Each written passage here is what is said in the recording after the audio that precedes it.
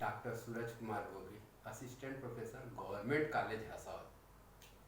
आज ये video lecture के माध्यम से मैं एमए द्वितीय semester research methodology and computer application के टॉपिक काई स्क्वायर टेस्ट पर व्याख्यान देना चाहूँगा। तो काई स्क्वायर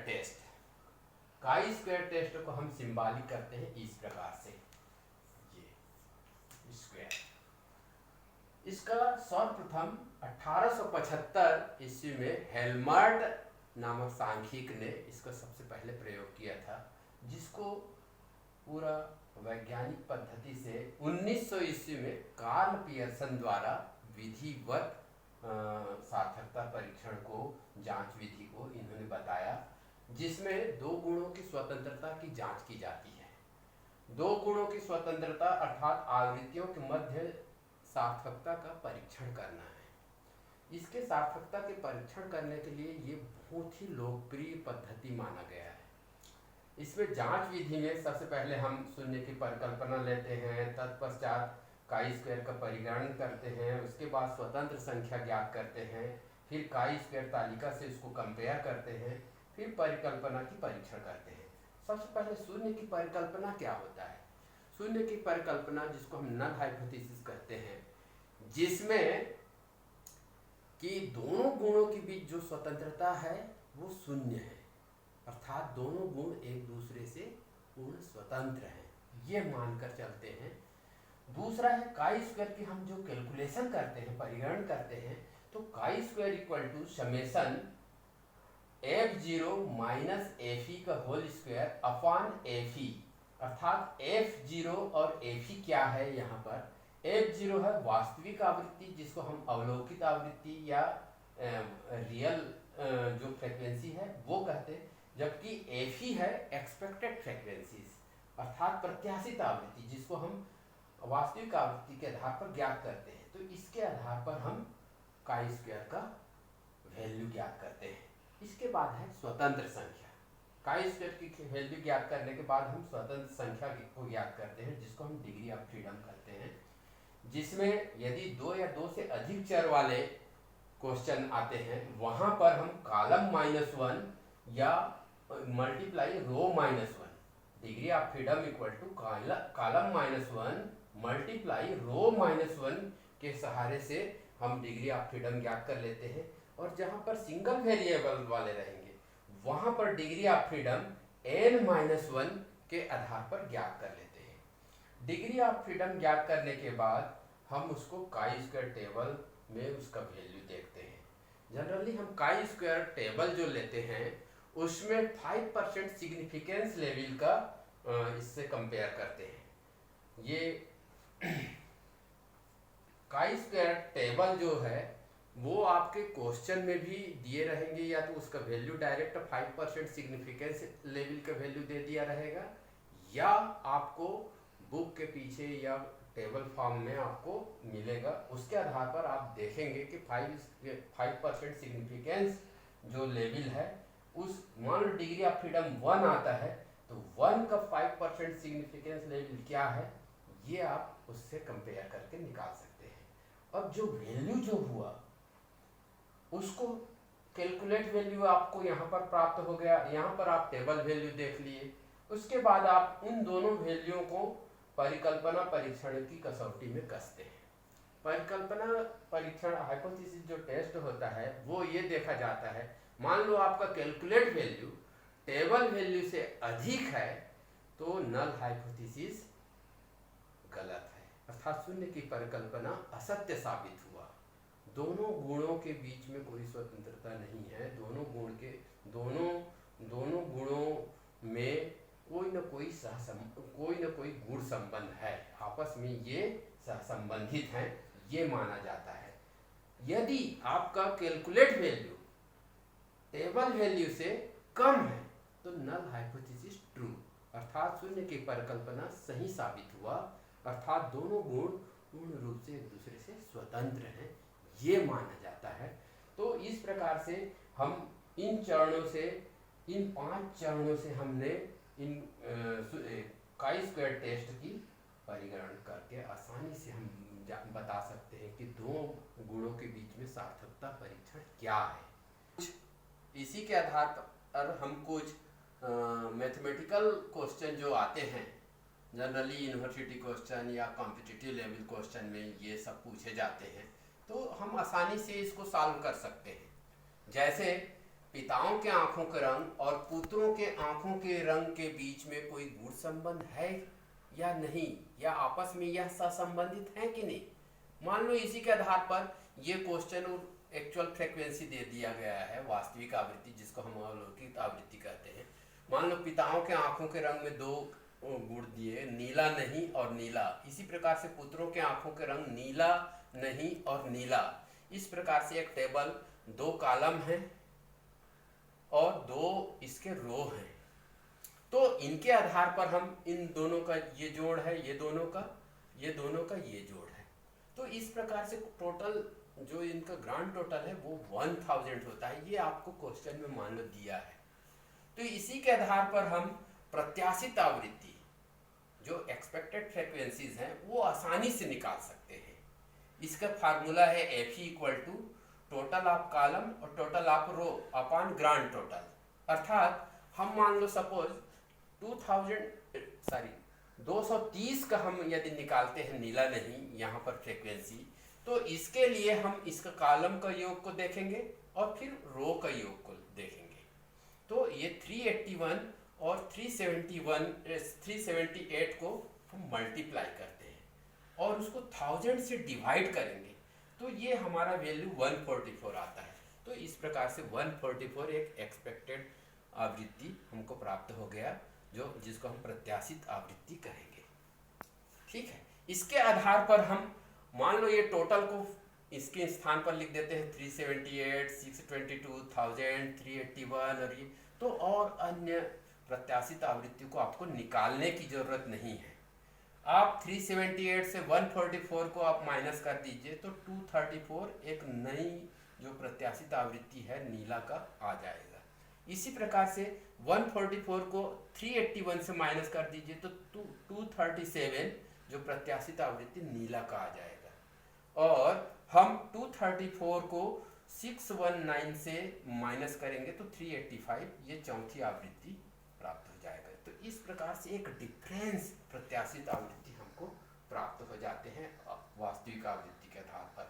तो इस दोनों आवृत्ति हम जब प्राप्त कर लिए तो इसके आधार पर आराम से हम काई स्क्वायर का परिगणन कर सकते हैं। आइए हम देखते हैं काई स्क्वायर का परिगणन इन दोनों आवृत्तियों का तुलनात्मक करते हुए कैसे करेंगे। ये आप इधर का हम जो कैलकुलेशन करेंगे तो ये वास्तविक आवृत्ति को पहले लेंगे। ये चारों वास्तविक आवृत्ति जिसको हम F0 से सिंबॉलिक करते हैं, 230, 148, 151, 471, 1000 इसका ग्रांड टोटल। और इसी के आधार पर हमने जो प्रत्याशित आवृत्ति निकाले हैं उन चारों आवृत्तियों को भी उन्हीं के पैरेलल लिखेंगे। 144, 234, 237 और 385। जैसे कि मैंने पहले भी बताया कि वास्तविक आवृत्ति और प्रत्याशित आवृत्तियों का अंतर ही काई स्क्वायर होता है। काई स्क्वायर का परीक्षण हम जब करते हैं तो दोनों आवृत्तियों में कितना अंतर है ये देखता है। तो पैरेलल हम 230 में से 144 को माइनस करेंगे तो 8 + 86 ये आपका दोनों का अंतर आ गया। इसी प्रकार से 148 को 234 से माइनस किए -86, 151 को माइनस किए 237 से -86, 471 को माइनस किए 385 से +86। अब जैसे फार्मूला के अनुसार F0 और दोनों आवृत्तियों का जो अंतर आया उसका हम स्क्वायर कर देते हैं, वर्ग करेंगे। तो 86 को 86 से मल्टीप्लाई करेंगे तो 7396। लगभग सभी देखिए माइनस माइनस गुणा प्लस होता है तो ये सभी वैल्यू प्लस में आएंगे और सब एक समान डिजिट में 7396 ये चारों आ गए। यहाँ पर आपको टोटल करने की जरूरत नहीं, इसको टोटल करने की जरूरत। अब देखिए दोनों जो आवृत्ति हैं, वास्तविक आवृत्ति माइनस प्रत्याशित आवृत्ति, और इनका हम वर्ग करके जो वैल्यू प्राप्त किए हैं उसको हम प्रत्याशित आवृत्ति से डिवाइड करेंगे। अर्थात 7396 के पैरेलल में प्रत्याशित आवृत्ति है 144 अर्थात 7396 को 144 से डिवाइड किए तो 51.36 ये वैल्यू हमको प्राप्त होते जाएंगे। इसी प्रकार से 7396 को 234 से डिवाइड करेंगे जो इसकी प्रत्याशित आवृत्ति है तो 31.61 प्राप्त होगा। इसी प्रकार से नेक्स्ट आवृत्ति के लिए 7396 को 237 से हम डिवाइड करते हैं तो 31.21 वैल्यू हमको प्राप्त हो गया। 7396 को 385 से हम डिवाइड किए तो 19.21 वैल्यू हमको प्राप्त हुई। और इसको हम होल टोटल कर देते हैं इन चारों आवृत्तियों का जो इस प्रकार से डिफरेंशिएट और डिवाइड प्रत्याशित आवृत्ति की जो वैल्यू प्राप्त हुए हैं तो ये काई स्क्वायर का टोटल कैलकुलेट वैल्यू 133.39 ये जो वैल्यू प्राप्त होते हैं यही हमारा कैलकुलेट वैल्यू या परिगणित मूल्य कहलाता है काई स्क्वायर का। अब इसके आधार पर हम डिग्री ऑफ फ्रीडम लेंगे। तो जैसे हमने देखा उस तालिका में कि 2 कॉलम थे और 2 रो, तो ये वाला फार्मूला आएगा degree of freedom DF = C-1 multiply R-1। तो यहाँ पर कॉलम 2 है, 2 से -1 करेंगे, रो भी 2 है, 2 से -1 करेंगे, 2 से -1 1, 2 से -1 1, 1 × 1 = 1, अर्थात कुल मिलाकर हमारा डिग्री ऑफ फ्रीडम 1 आया। अब इसको हम टेबल वैल्यू से कंपेयर करेंगे। टेबल वैल्यू में इसका वैल्यू देखेंगे और वैल्यू क्या देखेंगे 5% सिग्निफिकेंस लेवल पर देखेंगे। 5% सार्थकता स्तर पर इसकी वैल्यू क्या है। तो 1 डिग्री ऑफ फ्रीडम का 5% सिग्निफिकेंस लेवल पर वैल्यू हो आया 3.841। अब इसी को हम टेबल वैल्यू कहेंगे, जबकि ये हमारा कैलकुलेट वैल्यू है। काई स्क्वायर का ये कैलकुलेट वैल्यू है, काई स्क्वायर का ये टेबल वैल्यू है। ये दोनों वैल्यू को हम डिफरेंस करते हैं तो हमारा कैलकुलेट वैल्यू बहुत अधिक दिख रहा है टेबल वैल्यू से। ये कहाँ 133.39 जबकि टेबल वैल्यू है 3.841। दोनों को कंपेयर करते हैं अर्थात calculate value more than table value. So null hypothesis is wrong, अर्थात शून्य की परिकल्पना हमारा असत्य है। अतः हम ये कह सकते हैं फाइंडिंग रिजल्ट में पिता के आंखों का रंग तथा पुत्रों के आंखों के रंग में गुण संबंध है, ये आपस में पूर्ण स्वतंत्र नहीं है। तो इस आधार पर आसानी से किसी भी मैथमेटिकल जो भी प्रॉब्लम आता है उसको हम काई स्क्वायर पर आधारित हम इसी प्रकार से एक दूसरे क्वेश्चन को, ये डिफरेंट क्वेश्चन को हम देखते हैं। जैसे मान लो कोई प्रश्न में दिया है मटर प्रजनन के गैंग्रोन मेंडल के जो पर आधारित बीजों के निम्न आवृत्तियां उन्होंने प्राप्त किया एक अवलोकन में, परीक्षण में। जैसे 315 गोल एवं पीले मटर, जबकि 101 झुर्रीदार व पीले मटर। इसी प्रकार से 108 गोल व हरे मटर और जब 32 झुर्रीदार व हरे मटर। इस प्रकार से कुल उन्होंने 556 आवृत्तियों का परीक्षण किया था। सिद्धांत के अनुसार अब ये आवृत्तियों को ये इस रेशियो पर रखे इन्होंने 9:3:3:1 इस अनुपात में होनी चाहिए करके उन्होंने इसमें टर्म्स डाला। अब उन्होंने ये कहा कि सिद्धांत एवं प्रयोग में क्या सामंजस्य है या नहीं, इसकी हमें जांच करनी है।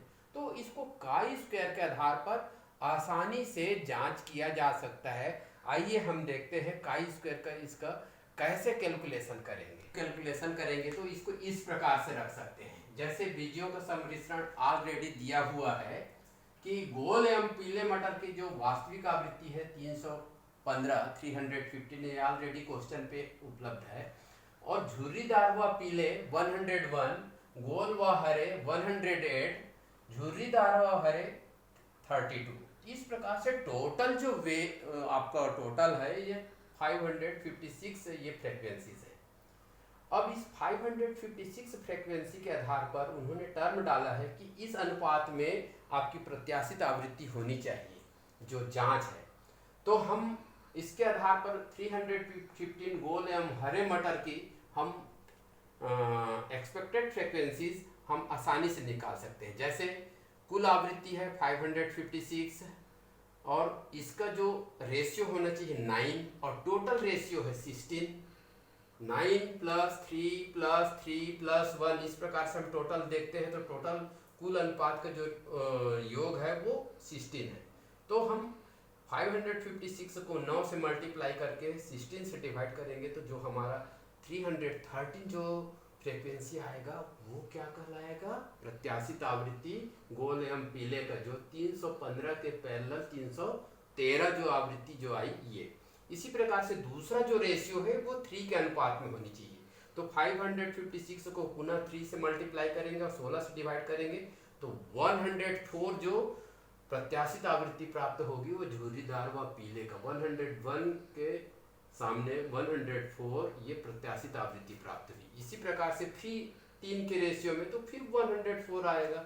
तो गोल एवं हरे जो मटर हैं उनकी वास्तविक आवृत्ति जहाँ 108 है वहीं पर प्रत्याशित आवृत्ति 104 होगी, जबकि झुर्रीदार और हरे की जो वास्तविक आवृत्ति 32 है और इसको रेशियो 1 के आधार पर 1 के अनुपात में होना है तो यहाँ पर प्रत्याशित आवृत्ति 35 प्राप्त हुआ।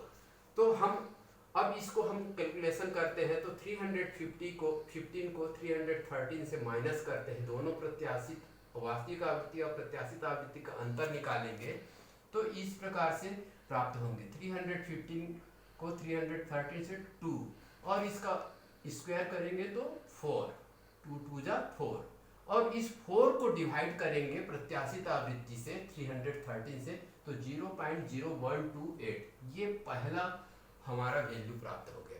इसी प्रकार से झुर्रीदार व पीले का वास्तविक आवृत्ति 101 है जबकि प्रत्याशित आवृत्ति 104 है। 101 से 104 को माइनस किए तो -3 आया और इसका स्क्वायर किए तो +9 हुआ। +9 को हम 104 से डिवाइड किए तो 0.0865 ये दूसरा वैल्यू हमें प्राप्त होते हैं। गोल एवं हरे की वास्तविक आवृत्ति 108 है, प्रत्याशित आवृत्ति 104 है। 108 को 104 से माइनस किए तो 4 हमारा जो अंतर दोनों आवृत्तियों के मध्य अंतर जो आया और इसके स्क्वायर किए तो 16। इसी प्रकार से ये जो हमको जो काई स्क्वायर का जो मूल्य प्राप्त होते हैं इस आवृत्ति का 0.1538 और अंतिम आवृत्ति झुर्रीदार व हरे की वास्तविक आवृत्ति जहाँ 32 दिया है गया है वहीं पर हमने प्रत्याशित आवृत्ति प्राप्त किया 35। इन दोनों का -3 है और इनका स्क्वायर किए +9 हुआ। +9 को हमने 35 से डिवाइड किया 0.2571 ये हमारा काई स्क्वायर वैल्यू प्राप्त हुआ। टोटल सभी का काई स्क्वायर वैल्यू जो प्राप्त हुए उनका हम टोटल करते हैं तो ये calculate value of chi square अर्थात काई स्क्वायर का परिगणित मूल्य कैलकुलेट वैल्यू हमको प्राप्त हो जाते हैं 0.5102। अब ये हमारा कैलकुलेट वैल्यू काई स्क्वायर प्राप्त हो गया। अब हमको नेक्स्ट स्टेप में आना है कि डिग्री ऑफ फ्रीडम स्वतंत्र संख्या अर्थात यहाँ पर ये सिंगल वेरिएबल वाला क्वेश्चन है जहाँ पर सिंगल वेरिएबल है, इसमें कोई कॉलम और रो नहीं है तो इसके फार्मूला डिग्री ऑफ फ्रीडम का n-1 होगा अर्थात 4-1 अर्थात डिग्री ऑफ फ्रीडम 3 आया और 3 का डिग्री ऑफ फ्रीडम का हम टेबल वैल्यू में इसका 5% सिग्निफिकेंस लेवल पर मूल्य देखेंगे तो 7.815 आता है। तो 7.815 degree of freedom 7.815 calculate value से बहुत अधिक है। देखिए टेबल वैल्यू x स्क्वायर का 7.815 आया जबकि कैलकुलेट वैल्यू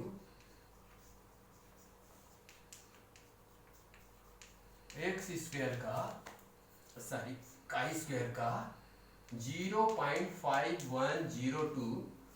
तो यहाँ पर हम देखते हैं calculate value less than table value so null hypothesis is right अर्थात यहाँ पर शून्य की परिकल्पना सत्य है। तो ये हम दावे से कह सकते हैं कि सिद्धांत एवं सामंजस्य में सिद्धांत एवं प्रयोग में बिल्कुल सामंजस्य है। शून्य की परिकल्पना यहाँ पर सत्य साबित हुआ, अर्थात सिद्धांत एवं सामंजस्य, सिद्धांत एवं प्रयोग में पूर्णतः सामंजस्य है। इसी प्रकार से हम काई स्क्वायर का एक और डिफरेंट क्वेश्चन देखेंगे कि किसी सप्ताह में विभिन्न दिनों में विमान दुर्घटनाएं जो हुए हैं वो उनके आंकड़े इस प्रकार से साप्ताहिक दिए हैं, जैसे संडे में 14, मंडे में 16, ट्यूसडे में 8, वेडनेसडे में 12 और थर्सडे में 11, फ्राइडे में 9 और सैटरडे में 14। टोटल एक्सीडेंट की जो संख्या है 84। अब यहाँ पर ये कहता है कि क्या दुर्घटनाएं समान रूप से वितरित हुई हैं, ये हमको सार्थकता का परीक्षण करना है। तो इसको आसानी से काई स्क्वायर टेस्ट के माध्यम से किया जा सकता है। जो एक्सीडेंट दिए हैं वो है वास्तविक आवृत्ति F0। अब टोटल एक्सीडेंट, यहाँ पर हम प्रत्याशित आवृत्ति यदि F ही निकालेंगे तो आसानी से इसी के पैरेलल निकाल सकते हैं। जैसे सॉल्यूशन आप स्टार्ट करेंगे, सेम आप डेज लिख देंगे, Sunday, Monday, Tuesday, Wednesday, Thursday, Friday, Saturday and total. अब उसके बाद एक्सीडेंट की जो संख्या है 14, 16, 8, 12, 11, इसी प्रकार से पैरेलल इसको आसानी से इसी फॉर्मेट में बनाया जा सकता है। अब हम इसको सॉल्यूशन में लेंगे तो इसके पैरेलल हम प्रत्याशित आवृत्ति याद करेंगे। तो प्रत्याशित आवृत्ति यहाँ सभी का समान रूप से वितरित है। टोटल नंबर्स ऑफ एक्सीडेंट 84 है और इसमें हम 7 से डिवाइड करेंगे। तो 7 से डिवाइड करेंगे तो यहाँ पर सभी दिनों के जो एक्सीडेंट की संख्या, जो एक्सपेक्टेड फ्रीक्वेंसी है वो 12 आएगा। 84 divide by 7, so result is 12। तो एक्सपेक्टेड फ्रीक्वेंसी 12, 12, 12, 12, 12, 12, 12, 84। अब दोनों फ्रीक्वेंसी का हम काई स्क्वायर टेस्ट में डिफरेंस निकालते हैं, F0 माइनस FE। सो यहाँ पर आया +2, +4, -4, 0, -1, -3, +2। इसका टोटल करने की आपको ज़रूरत नहीं पड़ती। अब इसी फ्रीक्वेंसी, जो डिफरेंस फ्रीक्वेंसी जो हमको प्राप्त हुए हैं, F0 माइनस FE का स्क्वायर, तो 2 का स्क्वायर +2 का +4 +16 +16 0 +1 +9 +4, माइनस माइनस प्लस होता है। इसको भी आपको टोटल करने की जरूरत नहीं है। अब नेक्स्ट स्टेप आता है F0 minus FE upon FE, अर्थात जो डिफरेंस जो प्राप्त हुए हैं F0 माइनस FE का स्क्वायर, उसको फिर FE से, अर्थात 4 को हम डिवाइड करेंगे 12 से।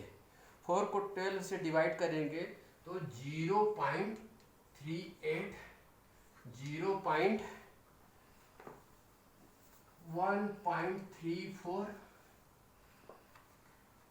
2 1। जैसे हम प्रत्याशित आवृत्ति और वास्तविक आवृत्ति के डिफरेंस का स्क्वायर हमने प्राप्त कर लिया, 4, 16, 16, 0, 1, 9, 4। अब हम F0 माइनस FE के स्क्वायर जो प्राप्त किए हैं उसको पुनः प्रत्याशित आवृत्ति से हम डिवाइड करते हैं, तो ये काई स्क्वायर का वैल्यू आपको ज्ञात करते हैं। तो प्रत्येक दिवस का हम ज्ञात करेंगे, जैसे संडे का ज्ञात करेंगे तो ये 4 जो है दोनों आवृत्तियों का अंतर का वर्ग है, उसको पुनः प्रत्याशित आवृत्ति 12 से डिवाइड करेंगे, 0.38 प्राप्त होगा। 16 को हम 12 से डिवाइड करेंगे 1.34। इसी प्रकार से पुनः 16 को हम 12 से डिवाइड किए 1.34, 1.34। जबकि 0 को 12 से डिवाइड करेंगे 0, 1 को 12 से डिवाइड करेंगे तो 0.08। इसी प्रकार से हम 9 को 12 से डिवाइड करेंगे 0.75 और 4 को 12 से डिवाइड करेंगे 0.34। इन सातों दिनों के जो एक्सीडेंट के जो हमको प्रत्याशित आवृत्ति, उनकी आवृत्तियों के अंतर और उनको पुनः प्रत्याशित आवृत्ति से डिवाइड करने के बाद जो वैल्यू प्राप्त किए हैं उनको हम टोटल करते हैं तो यही काई स्क्वायर का कैलकुलेट वैल्यू प्राप्त होते हैं।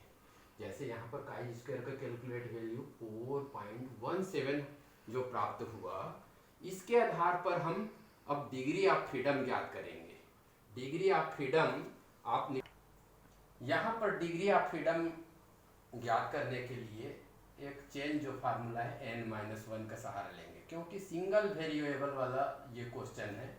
यहाँ पर केवल एक्सीडेंट एक ही वेरिएबल लिया गया है, तो n-1, और जबकि सप्ताह में 7 दिनों का संख्या है तो 7-1 अर्थात डिग्री ऑफ फ्रीडम हमको प्राप्त होंगे 6। 7 में से 1 को घटाएंगे 6।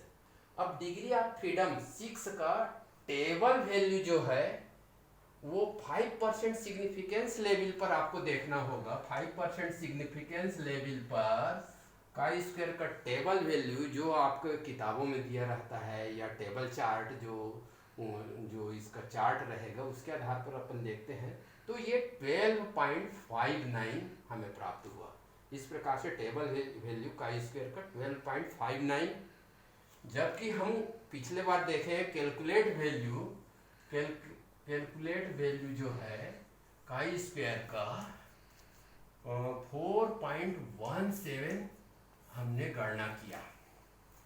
अब कैलकुलेट वैल्यू काई स्क्वायर का 4.17 टेबल वैल्यू काई स्क्वायर का 12.59 से बहुत कम है।